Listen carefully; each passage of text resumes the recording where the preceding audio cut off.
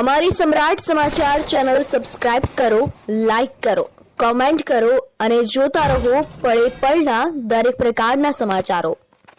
તળાજાની સરકારી વિનયન કોલેજ ખાતે આજે સરકારની યોજના અંતર્ગત આજે આધુનિક યુગમાં સામાજિક પ્રશ્નો અને મીડિયાની ભૂમિકા વિષયને લઈ તજજ્ઞ વક્તા તરીકે પત્રકાર આનંદ રાજદેવ દ્વારા વ્યાખ્યાન યોજાયું હતું। સરકારી કોલેજોમાં વિવિધ ક્ષેત્રના તજજ્ઞો દ્વારા આમંત્રિત કરીને વિદ્યાર્થી ભાઈઓ બહેનોને અનેકવિધ વિષયનું જ્ઞાન આપવામાં આવી રહ્યું છે। આ કાર્યક્રમ અંતર્ગત તળાજાની વિનયન કોલેજ ખાતે આજે મીડિયાની ભૂમિકા આધુનિક યુગના કયા પ્રશ્નો છે અને તેની ભૂમિકા શું હોવી જોઈએ, મીડિયા શું ભૂમિકા અદા કરી શકે તેવો કાર્યક્રમ યોજાયો હતો।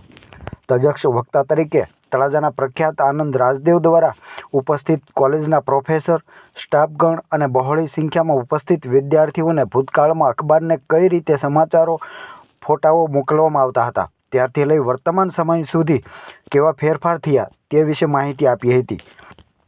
ડેઇલી અખબાર કઈ રીતે બનાવવામાં આવે છે, કોની શું ભૂમિકા હોય છે, ટેલિવિઝન મીડિયા હોય કે ડિજિટલ મીડિયા, તેમાં સમયની કિંમત શું છે ને કઈ રીતે સમાચારો મેળવાય છે અને પહોંચાડાય છે તે વિશે વિસ્તૃત માહિતી આનંદ રાજદેવ દ્વારા આપવામાં આવી હતી।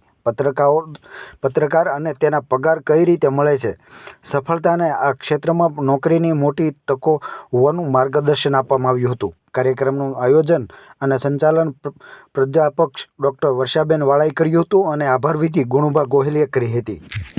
કામ કરવાનું કે નક્કી કરવાનું કે નિર્ણય લેવાનું કામ તંત્રીનું હોય છે, પત્રકારનું નથી હોતું।